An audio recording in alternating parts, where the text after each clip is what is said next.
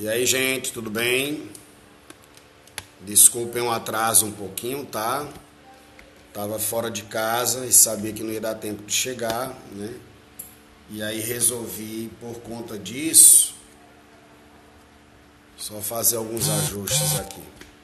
Resolvi, por conta disso, tá? Mudar um pouquinho o nosso horário da live, beleza? Começando aqui nossa live. Sejam bem-vindos. Pronto, acho que agora o ajuste está legal. Vocês estão conseguindo me escutar direito? Como é que tá o som aí? Alguém poderia dar esse retorno?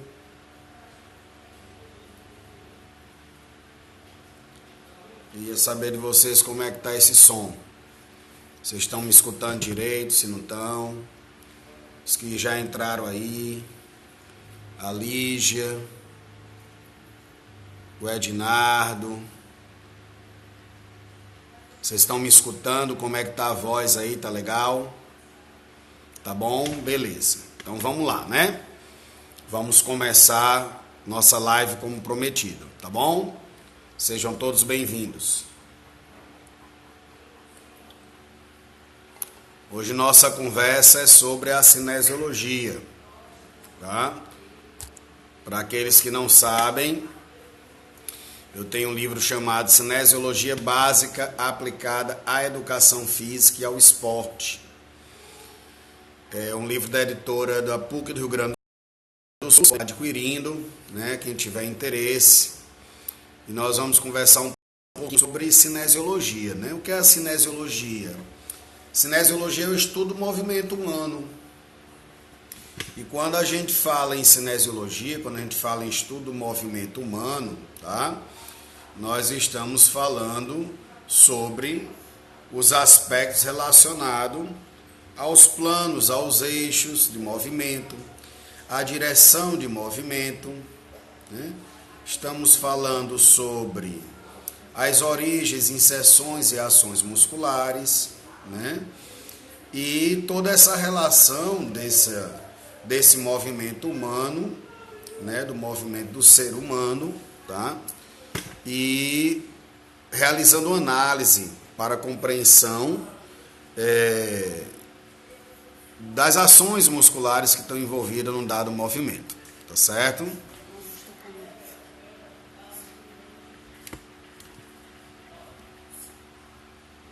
Ok? Então vamos lá. Quando a gente fala em cinesiologia, a gente não pode deixar de lado minhas princesinhas. Vamos para lá, as princesinhas são os cachorros. A gente não pode deixar de lado, né, os planos, eixos e direção de movimento, tá bom? Então, quando a gente fala em plano de movimento, nós estamos falando em plano sagital, né, plano frontal, tá? E plano horizontal. Ok? Então, quando a gente fala nesses planos, significa dizer que há uma relação deles para com o movimento humano. Então, imaginemos o seguinte: o plano frontal ele vai dividir o nosso corpo em duas partes. Imagine que foi feito um corte aqui na metade do seu corpo. Supondo que eu seja um samurai, então peguei minha espada e vou cortar o seu corpo em duas metades, metade direita e metade esquerda. No filme da minha infância, no Pernalonga, né, ele dividindo ao meio, você iria cair metade para um lado e metade para o outro. Então, para que você sustente essa peça, nós temos o eixo. Então, imagine que essa metade, para se manter aqui fixa, eu vou ter que ter um parafuso pegando nesse sentido, que é o eixo lateral, né? Também chamado por alguns autores de eixo frontal. Vamos chamar de lado lateral para ficar mais fácil, tá certo? Então, esse eixo ele vai sustentar, isso é, todos os movimentos serão realizados nesta direção aqui. O eixo seria um parafuso, imagina um parafuso. Então, se você vai ter esse eixo aqui, o movimento é aqui, Beleza? Então vamos pensar no movimento nessa condição. O que é que a gente conseguiria fazer com o pescoço nessa condição? Flexão, extensão, hiperextensão. Se eu colocasse um parafuso aqui no ombro, flexão e extensão do ombro. Se eu colocasse parafuso aqui nas falanges, flexão, extensão das falanges. Se eu colocasse esse parafuso no punho, flexão, extensão e hiperextensão do punho. Então, se nós observarmos no plano sagital, grande parte dos movimentos irão acontecer sendo flexão e extensão, né, das articulações. Mas eu estou falando de grande parte. Por que grande parte? Né? Grande Auricélio, um abraço, meu irmão. Seja bem-vindo aqui. Tá? Auricélio foi nosso monitor, está no mestrado, é uma grande alegria. Então, quando a gente fala em plano sagital e a gente fala em flexão e extensão, nós estamos falando da maioria das articulações. Por que eu estou falando maioria? Vamos lá, vamos pegar aqui a palma da mão, vamos colocar esse parafuso aqui no polegar. Se eu colocar o parafuso no polegar, o polegar vai fazer esse movimento aqui, ó, que é a adução e a abdução do polegar. Então, nós podemos dizer que o polegar é uma exceção do plano sagital. Por quê? Porque ele não faz a flexão e extensão. Ele faz a adução e a abdução do polegar. Então, esse, por exemplo, é um dos exemplos que nós temos dentro do plano sagital, tá? De que nem todas as ações vão ser de flexão e de extensão. Então, o plano sagital, como eu falei, vai dividir o corpo em direita e esquerda. Imagina que aqui eu preciso ter um parafuso. E o parafuso vai ser o eixo lateral. Então, você coloca esse parafuso em todas as articulações e ela vai te delimitar o movimento a ser realizado. Beleza? Tranquilo até agora? Se comunica aí comigo, para eu saber se vocês estão compreendendo para poder seguir adiante. Tranquilo? Então, vamos lá. Minha água aqui para não perder a voz. Plano frontal. Então, vou pegar aquela mesma espada do samurai e agora eu vou fazer um corte nesse sentido. Um corte nesse sentido, eu vou dividir o corpo em duas partes. Parte da frente ou anterior, parte de trás ou posterior. Então, o indivíduo iria cair dessa forma. Lembra lá do Pernalonga do Frajola da minha infância, né? Então, iria cair dessa forma. Para quê? Para quê? Seja bem-vindo, Tiago. Para quê? Esse corpo, essa parcialidade do corpo não caísse, nós iríamos precisar de um parafuso nesse sentido aqui, ó. Ah, então, imagina ele pegando aqui dessa forma, transpassando esse corpo. Por isso que esse sentido é chamado de eixo sagital, né? Ou podemos chamar de anteroposterior. Vamos chamar de anteroposterior só para a gente não se confundir com os planos. Então, se eu tenho um parafuso dessa forma, todos os movimentos irão ocorrer assim, ó. Senão quebra o parafuso. Tranquilo até agora? Então, os movimentos serão nesse sentido. Os movimentos que nós temos nesse sentido são as aduções e abduções. Então, eu teria uma abdução, uma adução de ombro. Eu teria uma abdução e uma adução dos dedos. Tá? Só que nem todas as articulações vão fazer adução e abdução. Se a gente pegar, por exemplo, o cotovelo, coloca o parafuso nesse sentido aí, no teu cotovelo, coloca o parafuso. Você consegue realizar alguma ação? Beleza. Então, se você não consegue, significa dizer que nem todas as articulações se movimentam no plano sagital e nem todas as articulações se movimentam no plano frontal. São os dois planos que vimos até agora. Não é isso? Então, vamos lá. Se nem todas as articulações se movimentam no plano frontal e no plano sagital, significa que as articulações podem se movimentar em 1, 2 ou 3 planos e eixos. que isso aí eu vou fazer outra live. Vou botar essa só para a gente falar de planos eixos de direção de movimento. Para a gente dividir e ficar bem tranquilão, tá bom? Então, no plano frontal eu vou ter a maioria dos movimentos de adução e abdução. Por que eu estou falando maioria? Vamos começar com o pescoço? Coloquei aqui o parafuso, que é o parafuso do plano frontal, né? Que movimento eu vou ter? Ó. Não é isso? Esse movimento não é adução e abdução. É a flexão contralateral direita e esquerda. Tá? Então, é uma flexão, é adução e abdução. E não é no plano sagital, é no plano frontal. Vamos pegar outro exemplo? Lembra da exceção do polegar do plano sagital? Vou agora colocar o parafusozinho aqui no polegar. O polegar vai fazer isso. Ó. Esse movimento é a flexão e a extensão do polegar.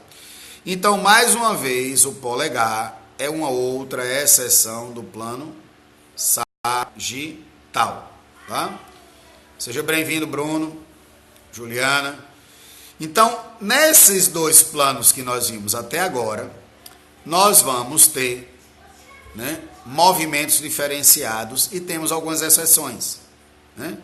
Flexão lateral direita e esquerda da coluna, por exemplo, é do plano frontal. E é flexão e extensão. Não é isso? Beleza.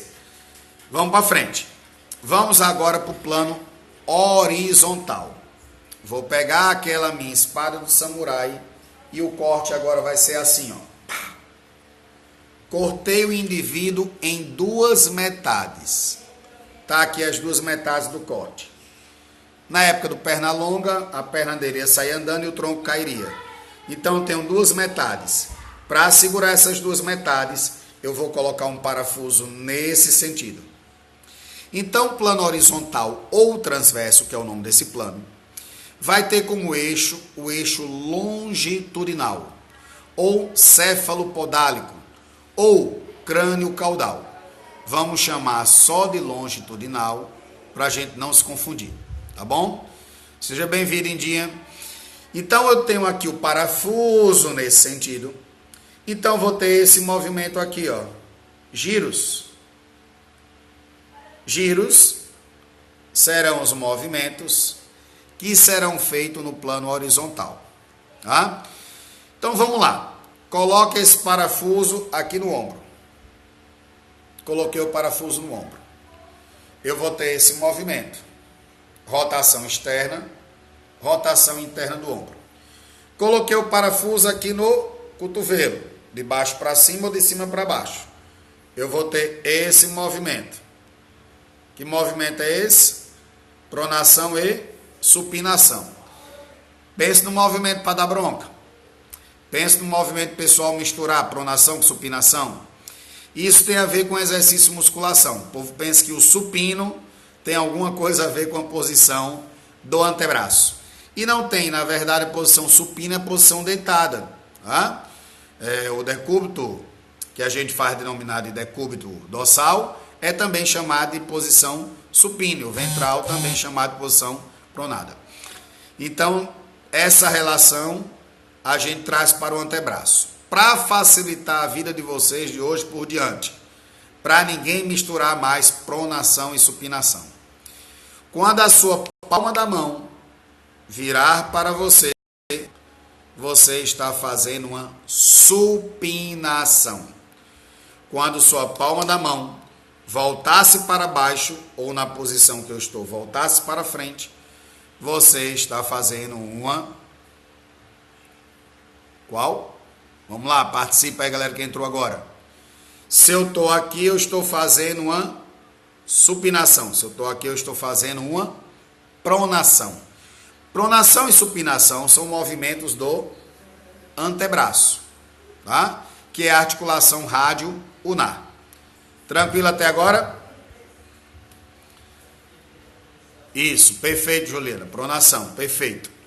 Tranquilo até agora? Então vamos lá. Nós vamos ter os movimentos do plano sagital, do plano frontal e do plano horizontal. Não é isso que a gente conversou até agora? Não, vamos lá. Então, quando eu tenho esses três planos e esses três eixos, significam dizer que algumas articulações irão se mover no plano sagital, que outras articulações irão se mover no plano frontal, que outras articulações irão se mover no plano horizontal. E algumas articulações irão se mover no plano sagital e frontal, ou no plano horizontal e sagital. E outras articulações irão se mover nos 3 planos e 3 eixos. A isso se dá o nome de articulações uniaxial, biaxial e triaxial. As uniaxiais são aquelas que se movimentam em apenas um plano e um eixo. Ela realiza 2 movimentos. As biaxiais, elas se movimentam em 2 planos e 2 eixos. Realizam 4 movimentos. As tri ou poliaxiais se movimentam em 3 planos e 3 eixos. Elas realizam 6 movimentos ou mais. As triaxiais, tá bom? Seja bem-vindo, Gustavo e Bárbara. As triaxiais, ou poliaxiais, como queiram chamar, são características de articulação esferoide. Esferoide significa que ela tem uma forma de esfera. Essa articulação em forma de esfera que nós temos, ela está localizada no ombro, que é a articulação glenomeral, recebe esse nome de classificação anátomo-funcional de glenomeral, em virtude da cabeça do húmero se alocar na cavidade glenoide da escápula.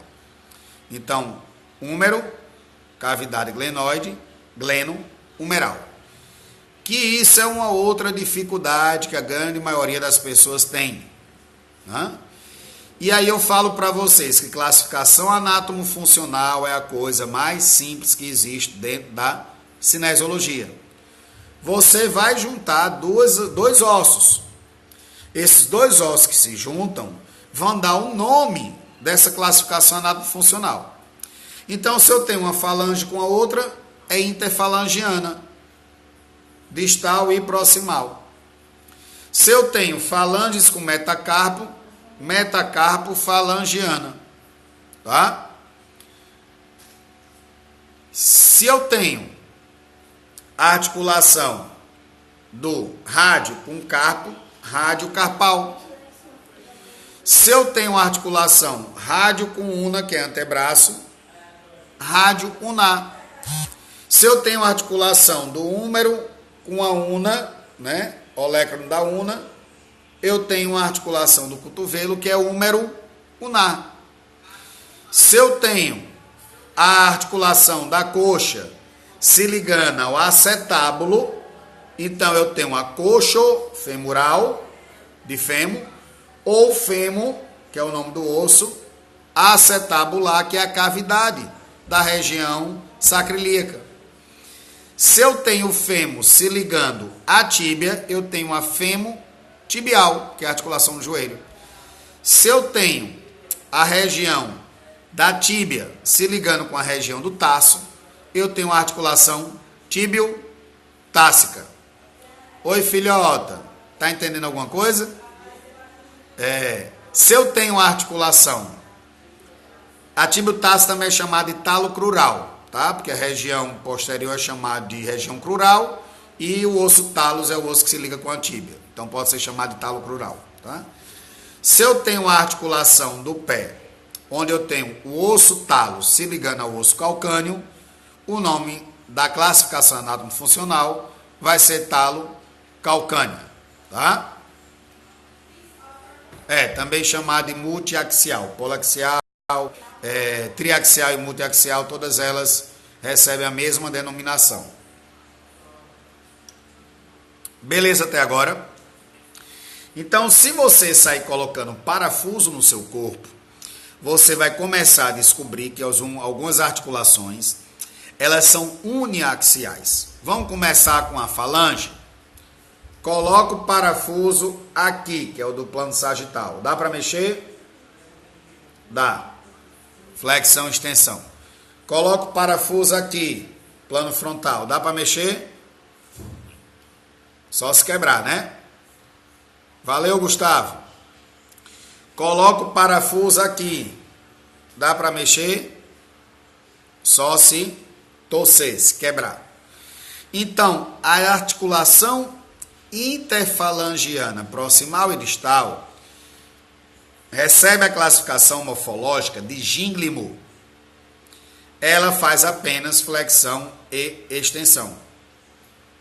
Ela se movimenta em um plano e um eixo. Que articulações eu tenho parecidas com essa? Cotovelo. Cotovelo é gínglimo. A articulação do joelho, chamada de gínglimo atípica, porque permite uma pequena rotação, né? Então, eu já tenho joelho, eu já tenho falanges, né? São exemplos de articulações do tipo gínglimo. Faz o movimento em um plano e um eixo. Tá? Vamos colocar o parafuso agora no punho. Coloquei o parafuso aqui, né? Parafuso aqui, eu vou ter esse movimento. Flexão e extensão. Show, Gustavo. Show. Massa. Gustavo está dizendo que usa essa explicação para os alunos dele. Ajuda demais. Então, vou ter a flexão e a extensão. Coloquei o parafuso aqui, ó, plano frontal. Desvio em direção à una ou adução. Desvio radial em direção rádio, abdução. Então, adução e abdução é do plano frontal. Flexão, extensão e hiperextensão do plano sagital. Vamos colocar agora o parafuso do plano horizontal. Dá para girar? Não dá. Então, essa articulação ela é biaxial. Ela se movimenta em 2 planos e 2 eixos, realizando 4 movimentos. Beleza até agora? Estão compreendendo? Posso ir para frente? Dá um oi, me diz alguma coisa.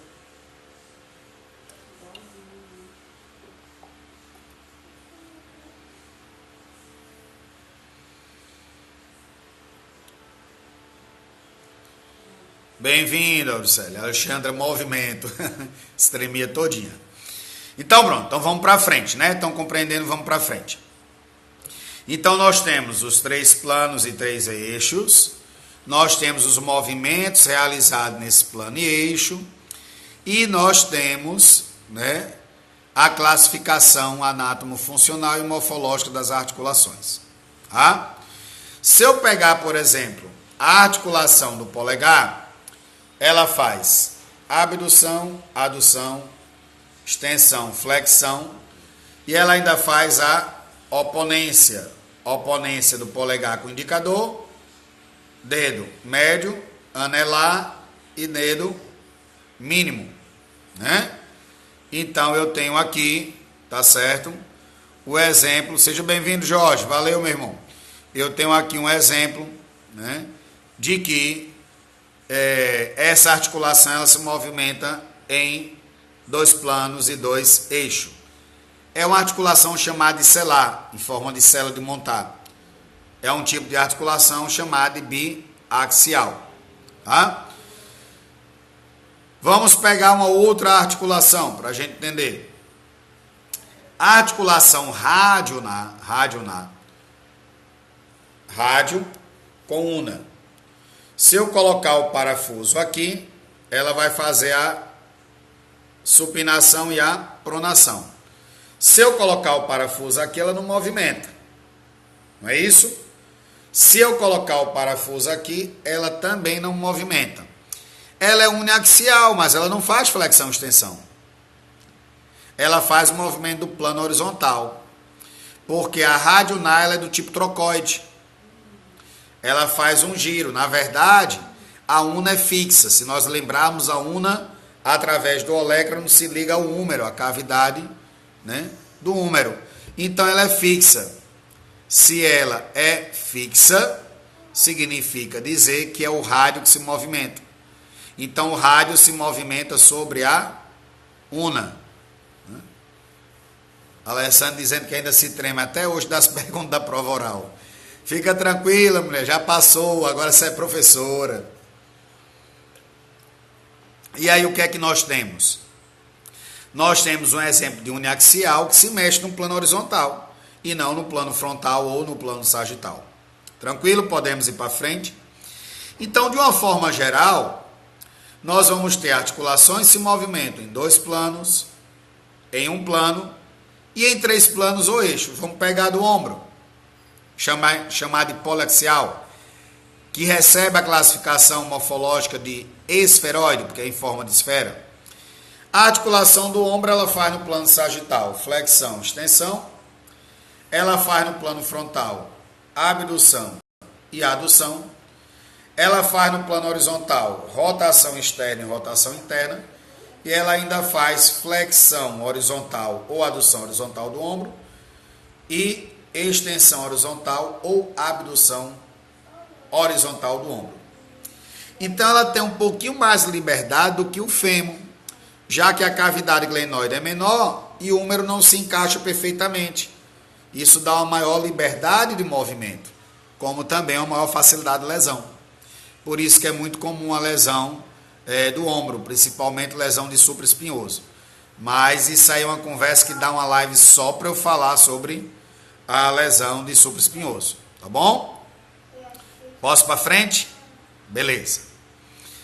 Então nós temos 3 planos, 3 eixos de movimento, articulações que se movimentam em um plano e um eixo, articulação que se movimenta em 2 planos e 2 eixos, articulação que se movimenta em 3 planos e 3 eixos, uniaxial, biaxial, triaxial. Nós temos a classificação anátomo-funcional, que está relacionada à junção de 2 ossos, né? Ou classificação de movimento. E nós temos a classificação morfológica. Morfologia tem uma relação com estrutura. Então é o formato estrutural, né? Gíngulo dobradiça, né? Esferoide, trocoide, celar, tá bom? São alguns exemplos. Plana, por exemplo, a escápula, ela é uma articulação plana. Pessoal das antigas é omoplata, né? Aqui no Ceará é a pá das costas, né? Então, quando o indivíduo não tem conhecimento, ele diz que está com a dor na pá das costas. Indica que ele está sentindo uma dor na região da escápula. A escápula ela é uma articulação plana. Ela faz um movimento de deslizamento. Se nós colocarmos o parafuso, ó, faz de conta que aqui é a escápula, ela eleva, ela deprime, né, que é elevação, depressão, ela faz a protração, abdução, retração, adução de escápula. Todos os movimentos dela são do plano frontal. Rotação superior e rotação inferior da escápula, tá? Então, essas articulações planas, elas fazem um deslizamento. Então, esse deslizamento, né, eles acontecem dentro do plano frontal, no caso da articulação da escápula, né, que é a escápula costal, ela se liga à costela, e no caso da pelvis, que é a região sacroiliaca, tá? Tem umas perguntas aqui. Classificação da talocalcânea. É morfológica, Auricélio? E o Gustavo aqui está para falar sobre insuficiência do músculo, né? Serrate anterior, dos grandes responsáveis pela síndrome do impacto do ombro, né? Isso, Gustavo, perfeito. O ombro, a gente tem o SIS, né? SRS. Significa supraespinhal, infraespinhal, redondo menor e subescapular. Esses 4 músculos, eles fazem parte do chamado manguito rotador. O que é o manguito rotador?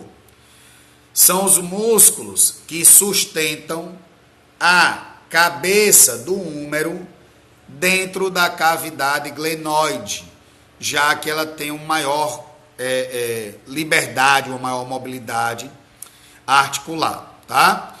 E essa maior mobilidade dá exatamente essa maior facilidade de lesão, beleza?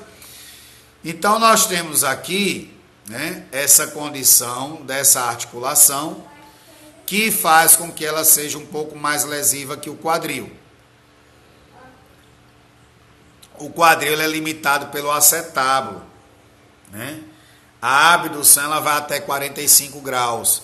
Para você abduzir mais de 45, você tem que fazer uma rotação externa para poder liberar a cabeça do fêmur. Por isso que a glenomeral ela tem maior liberdade do que a fêmur acetabular, tá? Tranquilo até agora? Pronto. Então, dentro dessa questão da cinesiologia dos planos e eixos de movimento, né, nós vamos ter esses 3 planos, esses 3 eixos, a classificação morfológica e estrutural da articulação, a classificação anátomo-funcional, que é a classificação do movimento, e os movimentos. Então, nos movimentos nós vamos ter flexão. Na flexão, eu faço uma redução do ângulo articular, eu tenho uma aproximação de origem de extensão. De origem e inserção muscular. Tá? Na grande maioria dos exercícios. Quando eu faço uma flexão, né? Quando eu faço uma extensão, né? Eu estou aumentando o ângulo articular, extensão do cotovelo, aumentei o ângulo articular, tá? Eu estou afastando a origem da inserção, no caso do bíceps, para outro músculo pode funcionar diferente. Tá? As flexões, em uma forma geral, elas vão na direção da cabeça, partindo da posição anatômica. Então, nós podemos dizer que ela vai de região cefálica. As extensões, de uma forma geral, ela vai na direção dos pés. Então, nós podemos dizer que ela tem a direção podálica. Tá?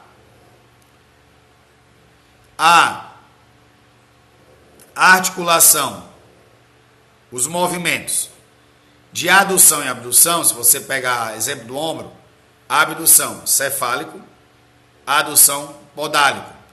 Os movimentos de rotação interna e externa. Rotação, direção medial, a interna. Rotação externa, direção lateral. Beleza? Então, turma, antes de eu finalizar, fazer uma live um pouco mais curta, tá? Para que a gente possa ter uma maior frequência nisso aí, né? E que todos possam descansar. Aqueles que ainda não estão me seguindo no YouTube, né? Segue lá, professor Demétrios Brandão, tá? Nós vamos começar uma série de cursos gratuitos lá no nosso YouTube, tá bom? Qual é a pergunta aqui do Gustavo? Como pular, por exemplo? Isso, Gustavo, perfeito. Então a gente vai começar uma série de cursos gratuitos, essas lives, tá? E aí eu vou durante a semana colocar 2 temáticas da área de cinésio. A gente vai começar com cinesiologia. Vou tentar ver se consigo deixar esse vídeo disponível lá no YouTube, tá? Ao invés de eu compartilhar aqui, vou tentar salvar ele, tá bom? Para que a gente possa estar sempre retornando com essas lives que eu fazia no ano passado. Estou retornando com ela esse ano. Deu uma parada em virtude de tempo, né? E a gente está retornando com isso aí, tá bom? Alguma dúvida, gente, sobre o que a gente conversou, sobre as classificações? Grande abraço, meu primo Fernando. Sobre as classificações anátomo-funcional, morfológica, plano, eixo, direção de movimento. Aguarda aí um minutinho para você responder antes da gente encerrar. E vamos ficar combinado a gente fazer essas lives sempre na semana, ou numa quarta, ou numa quinta-feira. A quarta, para mim, ela é um pouco melhor, que na quinta é mais tranquilo, é planejamento na escola. Eu fico mais tranquilo também. E na sexta é um pouco mais puxado para mim. Não, Alexandre, chegou atrasada não, você pegou o comecinho, tá bom? Então, turma, segue lá, professor Demétrios Brandão, para aqueles que não me conhecem. Sou professor de Educação Física há 28 anos, já são 28 anos de profissão, me formei na Federal de Pernambuco, fiz minha primeira pós-graduação na Estadual de Pernambuco, fiz a minha segunda especialização na Veiga de Almeida, do Rio de Janeiro, um mestrado aqui na Unifor, já em Fortaleza, morando em Fortaleza, né? Fiz o meu doutorado pela Uninter, né? De Assunção, fiz fora do Brasil, por questão de tempo e necessidade, né? E em breve, se Deus quiser, estarei fazendo aí o meu pós-doc, estou me organizando para isso aí. E temos aí, como eu falei no início, um livro de Cinesiologia Básica Aplicada à Educação Física, publicado pela EdPUC, pela PUC do Rio Grande do Sul, no ano 2015. E ele ficou entre os 8 livros mais vendidos da editora na época. Na verdade, ele ficou em terceiro a quinto lugar, dentro dos meses de agosto, setembro, outubro. Tá bom? Queria agradecer a presença de vocês, agradecer a paciência. Estaremos sempre aqui com essa live. O Gustavo deu a ideia aí da gente fazer uma live sobre a questão lesão do ombro, né? Vamos sim, Gustavo, colocar um pouquinho mais para frente, porque se a gente pegar a parte básica e ir acrescentando cada dia mais, como por exemplo músculo em movimento, etc., a gente chega lá com tranquilidade, tá bom? Obrigado, Auricélio, pela recomendação. Tá? Aquelas perguntas que por acaso eu não consegui responder aqui, eu vou ver se consigo responder depois, ou num outro vídeo, ou em respostas lá via YouTube, tá bom? Turma, abração, boa noite para todos, fiquem com Deus, e aqueles que não estão me seguindo, me segue aqui no Instagram, me segue lá no YouTube, tá? Professor Demetrios Brandão. Grande abraço, beijo no coração.